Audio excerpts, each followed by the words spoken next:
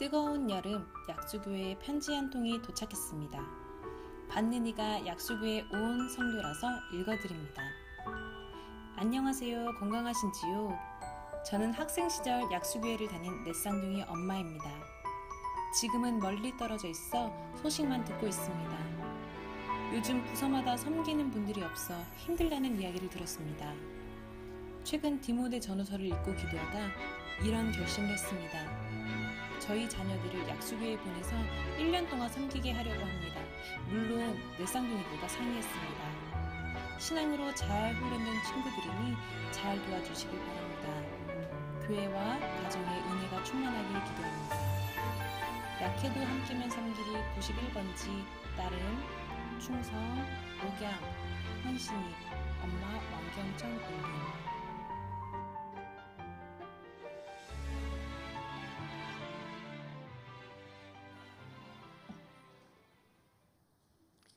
우리 왕경청 성도, 우리 넷쌍둥이 엄마가 사는 그 주소가 약해도 함께면 섬길이에요. 우리 천국에 아마 주소가 있다면 이렇게 되지 않을까 생각이 됩니다. 오늘은 섬기는 교회 일꾼 두 번째 시간, 충성으로 섬기리 디모데후서 2장의 말씀으로 함께 은혜의 말씀 나누겠습니다. 전라남도 순천에 예수 믿은 지 한 1년밖에 안 된 집사님이 계세요. 1년 만에 이 집사님이 유명해지신 게 1년 만에 무려 830명을 전도하셨어요. 그럼 대단하지 않습니까? 1년 365일인데 하루에 뭐 두세 명 이상씩 전도하신 거죠. 순천의 순동교회 박병선 집사님입니다. 사실 이분이 처음부터 이렇게 열심히 전도왕이 된 게 아니에요.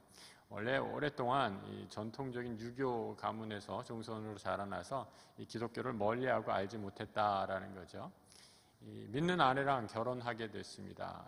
믿는 아내랑 결혼하면서 처음에는 이 교회 다니는 아내를 핍박까지 했죠. 그리고 온갖 이 제사, 유교식의 제사를 드려야 했기 때문에 이 교회를 멀리 할 수밖에 없었어요. 그런데 이 아내가 20여 년 동안 끊임없이 이 남편을 위해 기도하면서 마침내 남편이 이 박병선 집사님이 교회에 발을 들여놓게 됐습니다. 이분이 아주 그냥 성격이 화끈한 것 같아요. 이제 예수 믿게 됐으니까 내가 열심을 다해 충성을 다해 하나님을 섬겨야 됐다라고 생각하면서 교회 처음 나오고 또 말씀을 읽으면서 발견한 것, 하나님께 충성을 하는 길이 무엇인가? 이 전도하는 길이다라는 걸 발견한 거죠. 생명 구하는 일에 내 모든 힘을 다 쏟겠다라고 하면서 전도를 어떻게 하면 잘할 수 있을까 연구를 했어요. 이분이 평소에 아주 이 애완견을 좋아하셔서 그 지역에 애완견 협회에 임원을 맡고 있을 정도로 아주 그 개를 사랑한다고 합니다. 그런데 이 개를 키우다가 본인이 하나 딱 그 아이디어를 얻게 되죠. 개도 여러 종류가 있지 않습니까? 개 중에 이 진돗개, 우리나라 이 진돗개가 한번 물면 놓지를 않는다라는 거예요. 그래서 이른바 진돗개 전도법을 개발을 하죠. 한 번 물면, 한 번 전도 대상자를 정하면 끝까지 찾아가서 전도하신다라는 겁니다. 그래서 순천시청에서 26년을 근무하는 동안 수시로 예수 믿고 난 후에도 계속해서 전도하셨다라는 겁니다. 이분이 공직에서 은퇴하시고 순천에 있는 시의원에 출마를 하게 됐어요. 그 해가 2002년 6월 우리나라에서 처음으로 지방선거가 열리는 시기였는데 그때 이분이 내세운 구호가 뭔지 아세요? 구호가 이런 거였어요. 전도는 내가, 선거운동은 하나님이. 그럼 이게 선거운동의 구호였어요. 전도는 내가, 선거운동은 하나님이. 말도 안 되는 선거운동 구호를 내밀었는데 이분이 그 해 시의원의 전남의 최고 득표자로 시의원에 당선되었습니다. 하나님께서 박병선 집사님의 말도 안 되는 선거운동을 말이 되는 방법으로 응답해 주신 거죠. 오늘 섬기는 교회 일꾼 두 번째 시간입니다. 하나님 나라의 일꾼의 자세, 충성에 대해 말씀을 나눕니다. 이 충성은 하나님 나라 일꾼의 덕목 중에 아주 중요한 덕목이지요. 충성하는 제자야말로 하나님이 사용하시기 때문입니다. 어떤 사람이 충성된 사람인가? 오늘 디모데후서의 말씀을 통해서 함께 은혜를 나누고자 합니다.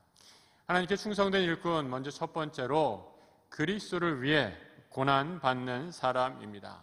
오늘 본문 3절 같이 한번 읽어보겠습니다. 너는 그리스도 예수의 좋은 병사로 나와 함께 고난을 받으라. 성도 여러분, 우리가 이 세상을 살면서 하나님으로부터 받는 수많은 축복이 있습니다. 얼마나 큰 은혜와 축복을 누리게 됩니까? 건강의 복, 재물의 복, 또 자녀의 축복을 누리면서 이 세상을 살아가게 되죠.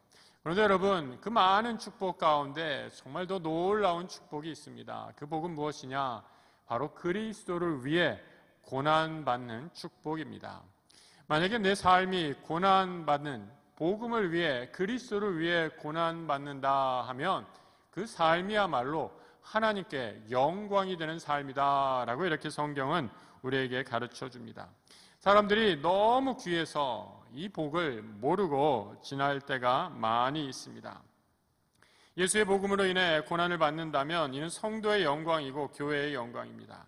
주님을 주인으로 모시고 그리스도를 위해 고난받기까지 충성하는 이유는 무엇인가? 여러분, 왜 우리가 예수를 위해 고난의 자리에까지 들어가야 합니까? 바로 주님과 나 사이의 관계 때문이죠. 여러분, 우리가 중요한 사람을 만날 때 적절한 예를 갖추게 되죠. 스치듯 지나는 사람, 여러분 오늘 교회 올 때 지나가는 사람에게 일일이 다 인사하고 오시는 분 아무도 없을 것입니다. 하지만 나와 관계가 있는 사람, 내가 잘 아는 사람, 중요한 사람이라면 공손히 인사하고 또 손을 내밀어 반갑게 악수를 청하게 되죠. 상대가 중요해지면 중요해질수록 단순한 악수례로도 안 되는 경우가 있습니다. 여러분, 결혼 예식을 한번 생각해 보십시오. 나와 함께 평생을 함께할 상대를 정하고 배우자를 사랑할 것을 약속하는 자리입니다. 요즘엔 시대가 많이 변해서 결혼 예식도 많이 밝아지고 형식도 다양해졌습니다. 축제 분위기, 기쁨의 자리인 것이야 너무나 당연하겠지만 사실 결혼식은 동시에 매우 엄숙한 자리이기도 합니다. 왜 그렇습니까? 내 생명을 걸고 내 신의를 걸고 하나님께서 나에게 주신 짝을 내 생명처럼 사랑할 것을 다짐하고 또 확인하고 선포하는 자리이기 때문이죠. 기분이 좋을 때만 사랑하고 기분 나쁘고 싸울 때 버린다라고 한다면 이 약속을 제대로 지키는 사람이 아닙니다. 서약하는 것처럼 아플 때나 기쁠 때나 즐거울 때나 슬플 때나 당신과 늘 함께하기로 다짐하고 서약하는 거죠. 여러분, 이 서약을 지키기 위해 때론 인내와 눈물 또 헌신을 요구합니다. 때로는 내가 손해보고 희생하고 고난받을 각오조차 해야 합니다. 이런 거룩한 서약의 첫 번째 증인이 바로 하나님이시고 일가 친척, 우리의 친구들 앞에서 그래서 결혼식을 엄숙하게 거행하는 것 아니겠습니까? 당연히 새 신랑과 신부가 되는 기쁨으로 넘쳐야 하지만 서로를 향한 사랑의 무거운 책임을 잊어서는 안 되는 자리가 혼인 서약의 자리이죠. 결혼 서약을 하듯이 예수 그리스도와 새로운 믿음의 관계를 서약하는 것, 여러분 그 성경을 세례라고 말해줍니다. 이제 내 삶의 주인이 예수 그리스도이심을 인정하고 그분께 내 삶을 맡기는 것이죠. 사랑은 기쁨만 있는 것이 아니라 라고 말씀드렸습니다. 여기에는 인내, 헌신, 희생을 필요로 합니다. 우리 주님은 이 땅에 오셔서 우리를 너무나 사랑하셔서 죽기까지 희생하신 분입니다. 사람의 모양으로 나타나사 자기를 낮추시고 죽기까지 복종하셨으니 곧 십자가에 죽으심이라. 우리를 사랑하셔서 십자가의 고통을 감당하신 것이지요. 여러분, 세상에 이 고통, 이 아픔과 고통은 좀 차이가 있는 것 같아요. 아픔, 이 보통 페인이라고 얘기하잖아요. 우리 이 영어로 페인이라는 단어를 쓰는데 그 치통을 한번 좀 생각해 보세요. 혹시 이빨이 안 좋아서 이 치통으로 고생하는 분 계십니까? 여러분, 이가 너무 아파서 고생을 해도 잘 치료하면 언제 아팠냐라는 듯이 곧 사라지게 되지요. 아픔은 그래서 이 페인이라는 그 아픔은 육체에만 한정이 됩니다. 치통이 내 영혼에 상처를 남기는 경우는 좀 없습니다. 하지만 고통, 영어로 suffering이라고 얘기하죠. 고통은 좀 다르죠. 육체적 아픔을 수반하는 동시에 영혼에 아주 큰 상처를 남기게 됩니다. 영혼에 남긴 고통의 아픔, 평생 트라우마로 남기도 합니다. 예수 그리스도가 십자가에서 우리를 위해 돌아가셨습니다. 성경은 십자가에 죽은 자를 이렇게 얘기해주고 있어요. 그 시체를 나무 위에 밤새도록 두지 말고 그날에 장사하여 내 하나님 여호와께서 내게 기업으로 주시는 땅을 더럽히지 말라. 나무에 달린 자는 하나님께 저주를 받았음이니라.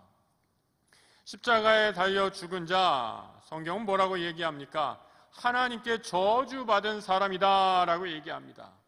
여러분, 예수가 십자가에서 경험한 하나님의 저주란 무엇입니까? 주님은 십자가상에서 불러도 대답 없는 하나님의 부재를 경험합니다. 나의 하나님 어찌하여 나를 버리시나이까. 두 팔 벌려 나무 위에 하나님께 버림받은 저주받은 자의 외침을 끊임없이 소리를 지릅니다. 십자가의 절규는 자신을 가장 사랑하신 삼위일체 하나님으로부터 버림받은 아들의 절규이기 때문이죠. 이 땅에 예수는 가장 큰 고통을 체험하셔서 우리의 모든 죄를 사하주시는 중보자요 구원자가 되십니다. 십자가의 하나님 아들의 고통, 여러분, 이 고통은 아들만의 고통이 아니죠. 바로 하나님 아버지의 고통이기도 했습니다. 아들이 십자가에 죽는 것을 보고 기뻐하는 아버지가 어디에 있겠습니까? 하지만 하나님은 우리를 너무 사랑하셔서 십자가에서 부르짖는 아들의 외침도 외면하십니다. 하나님이 세상을 이처럼 사랑하사 독생자를 주셨으니 이는 그를 믿는 자마다 멸망하지 않고 영생을 얻게 하려 하심이라 라는 말씀의 의미가 바로 이것이죠. 주님은 나무에 달려 하나님의 저주를 받은 자처럼 하나님의 침묵을 십자가에서 견디십니다. 거룩한 하나님은 죄와 함께 하실 수 없지요. 죄에는 그리고 반드시 형벌이 따르게 마련입니다. 하나님은 인간이 지은 죄에 대한 분노를 마땅히 우리가 져야 할 그 분노의 대가를 그의 아들 십자가 위에 쏟아 부으십니다. 그리고 그 사랑으로 우리는 생명을 누리게 된 것이죠. 그래서 주님의 일꾼이 된다라는 것, 이 은혜에 감사하며 나도 예수를 위한 고난에 기꺼이 참여하겠다라는 거죠. 여러분, 지난 한 주 동안 수련회 강사로 오신 우리 이종원 목사님 말씀을 통해서 많은 성도님들 큰 은혜 받았다라고 저에게도 말씀해 주셨습니다. 우리 목사님 말씀해 주신 것처럼 목사님의 언변이 좋아서 스펙이 좋아서 은혜 받으신 건 아니지 않습니까? 여러분, 왜 은혜 받으셨습니까? 그리스도를 위해 목사님의 삶에 닥친 그 수많은 어려움과 환난 가운데도 불구하고 끝까지 믿음의 길을 걸어간 충성된 일꾼의 그 모습을 보고 그 믿음의 모습이 아름다워서 감동하고 은혜 받으신 것 아닙니까? 예수를 따르는 일꾼, 충성된 일꾼은 내 삶에 어려움이 닥친다고 주님을 버리는 사람이 아닙니다. 아니, 고난이 찾아올 때 주님을 버린다면 이는 이미 주님의 제자가 아니다는 증거이죠. 우리 주님을 사랑하기에 내가 져야 할 자기 부인의 십자가, 그것이 비록 고난의 십자가다 할지라도 기쁨으로 감당하는 충성된 일꾼이야말로 하나님의 종인 것입니다. 오늘 함께 예배드리는 우리 모든 성도들, 내가 져야 할 고난의 길, 예수 그리스도의 종으로서 져야 할 십자가도 감사와 기쁨으로 감당하는 충성된 주의 일꾼이 되시길 주의 이름으로 부탁드립니다. 두 번째로, 충성된 일꾼은 자신의 기쁨보다 주님의 기쁨을 더 우선시한다라는 거죠. 디모데후서 2장 4절의 말씀을 함께 읽어보겠습니다. 병사로 복무하는 자는 자기 생활에 얽매여 있는 자가 하나도 없나니 이는 병사로 모집한 자를 기쁘게 하려 함이라. 바울은 그리스도를 따르는 사람, 충성된 일꾼, 군사로 비유적으로 얘기합니다. 여러분, 군인의 기쁨은 무엇입니까? 그 군인, 상관의 명령에 주군을 위해 충성하는 것입니다. 군인은 내가 모시는 분의 유익을 구하는 데에 최선의 노력을 다하죠. 만약에 군인이 내가 모시는 분의 유익을 구하지 않고 나의 유익을 구한다, 여러분 어떻게 되겠습니까? 그 군대는 힘을 잃게 되죠. 전쟁에 나가면 적에게 백전백패할 것입니다. 오히려 세상에 무슨 저런 군대가 다 있냐 손가락질하며 조롱을 받을 것입니다. 여러분, 교회는 어떤 조직입니까? 예수 그리스도를 머리로 모시는 그리스도의 군사들이 모이는 공동체입니다. 그래서 이 교회에서 내 기쁨을 위해 신앙생활한다면 그것만큼 힘든 것이 없죠. 신앙이 늘 제자리 걸음을 벗어날 수 없습니다. 감리교회 창시자인 존 웨슬레야말로 자신의 삶의 기쁨을 자신에게 두지 않고 철저하게 예수 그리스도에게 둔 사람입니다. 요한 웨슬레가 나이 30이 되었을 때, 예수님처럼 공생애를 시작하는 나이 30이 되었을 때 어떻게 하면 주님을 기쁘시게 할까 기도하다가 그가 한 가지 신앙의 결단을 내리게 되죠. 나이 30에 한 해를 마감하면서 그가 자신을 위해 쓴 돈을 쭉 헤아려 보니까 대략 한 30파운드 정도 썼다라고 이렇게 얘기를 합니다. 그래서 그때 요한 웨슬레가 결단을 하죠. 나는 앞으로 내 삶에 나를 위한 돈을 30파운드를 넘지 않겠다라고 이렇게 마음에 믿음의 결심을 하게 되죠. 해가 지날수록 그 수입이 점점 늘어나게 됩니다. 하지만 수입이 아무리 늘어나도 자신을 위해 쓰는 돈은 30파운드를 넘지 않았습니다. 그의 수입이 늘어나면 늘어날수록 그의 섬김의 폭도 점점 커져만 갔습니다. 생애 말에 그의 수입이 1,400파운드가 넘었을 때 그는 여전히 자신을 위해 하나님과 쓸 돈 30파운드를 넘지 않고 나머지 돈은 다 섬김을 위해, 하나님 나라를 위해 사용했던 것이죠. 나를 위한 삶이 아니라 그리스도의 기쁨을 위해 살아간 것입니다. 성도 여러분, 저는 지금 웨슬레이의 어느 헌금 잘하는 사람의 본보기를 말씀드리는 것이 아닙니다.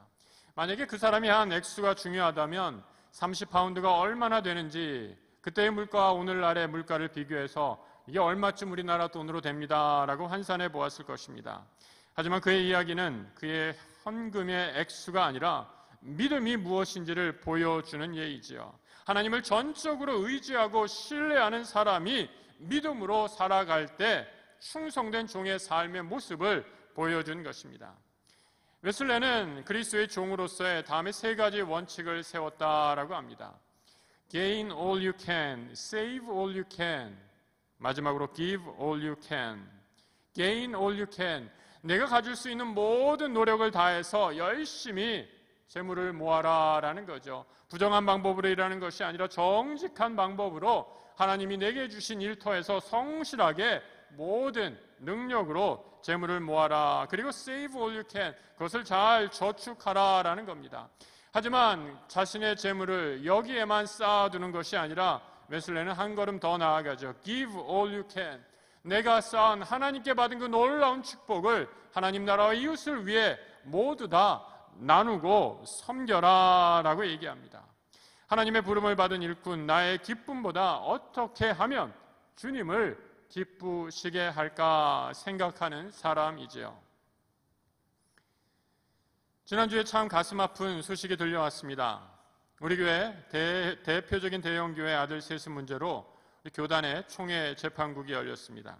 그 교회의 원로 목사님이 아들 목사에게 교회를 물려준 것이 적법한지 목회 세습 결의에 대한 무효소송 재판이 있었던 것이죠. 재판의 결과는 8대7로 아들 목사의 청빙이 유효하다라고 판결했습니다. 이미 우리 교단, 예장 통합 측 교단은 교회 세습 방지법을 지난 2013년에, 그러니까 98회기에 통과했습니다. 그때 모인 총대들 870대 81로 압도적인 지지로 세습을 금지하는 법을 총회에서 만들었던 거죠. 하지만 이번에 문제가 된 교회, 지금은 원로 목사가 된 분이 은퇴하고 2년 후에 아들 목사가 취임했기 때문에 문제가 없다라는 거죠. 원로 목사가 은퇴하고 2년이 지났는데 법을 어긴 게 아니다라는 논리였습니다. 재판부는 이러한 논리를 받아들여서 세습이 적법하다라고 판결한 겁니다. 저는 교회에 무조건 세습을 반대하는 입장은 아닙니다. 지난번 우리 서울로에 수련회 갔을 때 만난 러시아 선교사님, 우리 선교사님 그 남편분이 러시아에서 선지에서 선교하다가 술 취한 사람에게 칼에 찔려서 순교하셨습니다. 그 순교의 피가, 남편의 순교의 피가 흘린 그 땅에서 아내 되시는 선교사님이 계속해서 사역을 하고 있고, 그 아들은 이제 장신대에서 아버지의 뒤를 잇겠노라라고 신학 수업을 하고 있습니다. 누가 이런 분들을 향해서 세습이라고 비난할 수 있을까요? 오히려 칭찬받을 일이지요. 하지만 이번에 문제가 된 교회의 아들 세습은 이런 차원과는 전혀 다릅니다. 모든 면에서 막강한 힘과 재력을 갖고 있는 교회가 담임 목사의 직위를 아들에게 넘긴 것이죠. 이 교회는 교단적으로나 사회적으로 우리가 다 알지 못하는 귀한 섬김을 얼마나 많이 했는지 모릅니다. 여러분, 그럼에도 불구하고 우리가 던져야 할 질문이 있습니다. 과연 세습이 그리스도를 기쁘시게 하는 일인가라는 거죠. 너무나 간단한 이 질문에 우리는 대답을 해야 합니다. 세습을 지지하는 사람들은 아들이 아닌 목회자가 오게 되면 미치게 될 부정적인 결과를 염려합니다. 교회의 하나님이 하나됨이 깨어지고 교회가 분열되면 재정적인 감소로 인해 이전에 행했던 수많은 섬김의 사역에 지장이 올 것이다 라고 염려하죠. 하지만 이것은 불필요한 염려입니다. 교회 역사를 보면 교리 문제로 심각한 분열을 거듭할 때도 하나님은 오히려 놀라운 부흥을 허락하셨습니다. 교회가 갈라지면, 교단이 깨지면 무슨 일이 날 것처럼 말하면서 그 교회와 교단을 지키기 위해 이번 일을 덮고 가자라고 말합니다. 하지만 그 일이 하나님을 기쁘시게 하는 일이 아닌 사람을 기쁘시게 하는 불의한 일이라면 그것을 어떻게 교회라고 할 수 있으며 하나 되어 섬기는 일이 무슨 의미가 있단 말입니까? 하나님이 기뻐하시는 일이 아닌데 몇몇 사람을 기쁘게 하려고 교회의 본질을 망각한다면 이는 종의 직무유기에 해당됩니다. 종교개혁자인 루터는 카톨릭을 분열시키려고 그 일을 시작한 것이 아닙니다. 오직 하나님을 기쁘시게 하려는 그의 충성스러운 열정으로 말씀을 붙잡고 나간 것이죠. 루터가 앞장섰고 함께한 종교개혁자들은 사람을 기쁘게 하는 선택을 했다면 여러분, 오늘날 우리가 이 자리에 개혁교회의 후손으로 예배드릴 수 없었을 것입니다. 하나님을 기쁘시게 하는 것, 그것이 충성된 종의 자세입니다. 성도 여러분, 다음 달 9월에 우리 교단 총회 103회기가 열리게 되는데 꼭 함께 기도해 주시기 부탁드립니다. 잘못된 결정이 다시 세워지고 사람을 기쁘게 하는 결정이 아니라 하나님을 기쁘시게 하는 우리 교단으로 바로 설 수 있도록 함께 기도해 주시기 부탁드립니다. 하나님을 주인으로 모시는 섬기는 일꾼은 나의 기쁨을 위해 일하는 것이 아닙니다. 우리 주님이 나를 위해 십자가 고통을 받으셨음을 기억하고 그 주님을 위해 나도 기꺼이 고난의 길, 그 고통을 감수하는 대가를 치르는 것이죠. 우리 주님이 그리스도를 기쁘게 하는 주님 대신 그리스도를 기쁘게 하는 충성된 교회의 일꾼들 다 되시길, 주의 일꾼들 다 되시길 우리 주님의 이름으로 축복합니다. 세 번째로 충성된 일꾼은 절제하는 사람입니다. 디모데후서 2장 4절로 5절의 말씀 같이 한번 읽어보겠습니다. 네, 한번 같이 읽어볼까요? 그는 살림살이에 얽매여서는 안 됩니다. 운동 경기를 하는 사람은 규칙대로 하지 않으면 월계관을 얻을 수 없습니다. 운동선수 바울은 군사에 비유한 것에 이어서 지금은 운동선수로 그리스도인의 삶을 묘사하죠. 운동선수는 어떤 사람인가? 경기에 최선을 다해서 땀을 흘리는, 그래야 승리의 월계관을 얻게 된다라는 거죠. 그리스도인의 믿음의 삶이 이러해야 한다라고 말하고 있습니다. 충성된 종의 모습을 고린도전서 9장에서는 좀 더 구체적으로 이렇게 말하죠. 운동장에서 다름질하는 자들이 다 달릴지라도 오직 상을 받는 사람은 한 사람인 줄을 너희가 알지 못하느냐. 너희도 상을 받도록 이와 같이 다름질하라. 이기기를 다투는 자마다 모든 일에 절제하나니 그들은 썩을 승리자의 관을 얻고자 하되 우리는 썩지 아니할 것을 얻고자 하노라. 운동 경기에서 승리하는 사람은 어떤 사람입니까? 열심히 땀을 흘린 사람, 승리의 면류관을 얻기 위해 그저 건성으로 대충 하는 것이 아니라 내 모든 기쁨과 이 세상에서 누리는 즐거움을 잠시 유보하고 그 승리의 면류관을 얻기 위해 최선을 다해 달리는 사람입니다. 충성된 일꾼은 자신을 절제할 줄 알지요. 여러분, 월드컵 축구하면서 얼마 전에 월드컵이 끝나지 않았습니까? 러시아 축구 경기, 거의 러시아에서 행한 월드컵 축구 경기를 보면 이 선수들이 정말 심판의 휘슬이 울리기 전까지 정말 땀을 다해 최선을 다해 자신의 마지막 땀방울까지 흘리는 그 장면을 함께 보지 않으셨습니까? 여러분, 만약에 선수가 열심히 뛰지 않고 대충 뛴다면 여러분 어떻게 할까요? 감독이 이렇게 다 보는 것 같아요. 다 보고 있다가 이 선수는 좀 부상을 입었구나, 움직임이 좀 둔해졌구나 하면 어떻게 돼요? 불러내서 선수 교체를 해주더라고요. 가장 자신의 최선을 다해서 뛸 수 있는 베스트 선수들로 나아가야 경기에서 이길 수 있습니다. 내가 하고 싶은 것, 좋아하는 것 다 하면 승리할 수 없지요. 절제하는 힘, 여러분 이 힘이 어디서 올까? 바로 승리를 향한 분명한 목표에서 오지요.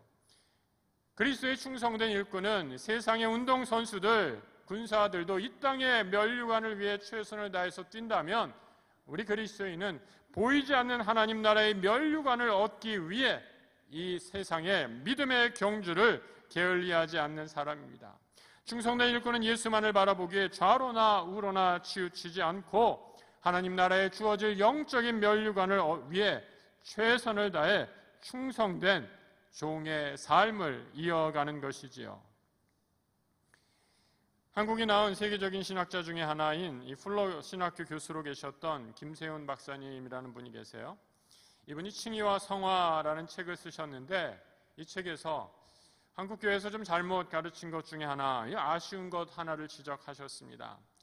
한국교회에서 많은 분들이 가르칠 때 이 칭의, 거룩해서 하나님이 우리를 구원해 주셔서 거룩해 여김을 받은 후에 그 다음에 성화, 거룩한 삶을 살 수 있다라고 이렇게 가르친 거죠.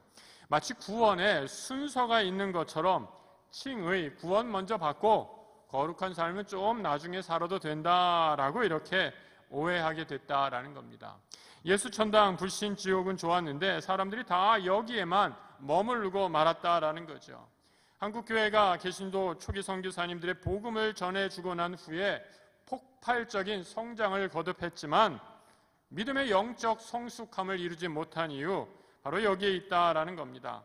성화, 다시 말해 거룩한 삶, 예수 믿고 난 후에 한참 뒤에 하나님이 내 모든 기도 제목을 응답해 주신 후에 저 한참 뒤에 시작해야 되는 것이 아니라 예수 믿었다면, 우리 주님을 주인으로 모셨다면 바로 그 순간부터 거룩한 삶, 성화의 삶이 시작된다라는 겁니다. 다시 말해 칭의, 의롭게 하심을 얻는 구원의 은혜와 성화, 거룩하게 하는 삶은 동시에 진행된다라는 거죠. 구원의 놀라운 은혜를 받았다고 말하는 사람이 아직도 제 마음대로 살고 내 욕심을 절제하지 못해 옛사람의 모습을 버리지 못했다면 여러분, 이는 참된 복음이 아닙니다. 복음을 잘못 알고 있는 것입니다. 여러분, 오해하시면 안 됩니다. 믿기만 하면 하루아침에 완벽해진다라는 말이 아니죠. 부족하더라도 믿음의 주요 온전케 하시는 예수 그리스도만을 바라보면서 최선을 다해 경기장에서 뛰는 운동선수처럼, 주인의 부르심을 받은 군사처럼 하루하루 열심히, 때로는 실패하고 넘어지더라도 믿음의 길을 경주하라라는 것입니다. 이것이 참된 복음을 깨달은 충성된 종의 모습이라고 말씀해 줍니다. 사랑하는 성도 여러분, 하나님은 우리를 충성된 교회의 일꾼으로 부르십니다. 여러분, 어떤 일꾼이 되시겠습니까? 오늘 말씀에서 충성된 교회의 일꾼이 되라, 주의 일꾼이 되라 말씀하십니다. 그리스도를 위해 고난의 자리에도 함께하는 충성된 일꾼이 되시길 부탁드립니다. 내 삶의 우선순위를 바로 정하고 내 기쁨을 위해 사는 것이 아니라 그리스도의 기쁨을 위해 살아가는 믿음의 군사들 되시길 부탁드립니다. 마지막으로 우리 주님이 다시 오실 때까지 이 믿음의 경주를, 저 영광의 면류관을 바라보며 끝까지 절제와 성실함으로 나에게 주어진 이 믿음의 경주를 완주하는, 그래서 우리 하나님께서 잘하였다 충성된 종아 영광의 면류관을 얻게 되는 하나님 나라의 신실한 일꾼들 다 되시길 우리 주님의 이름으로 축복합니다.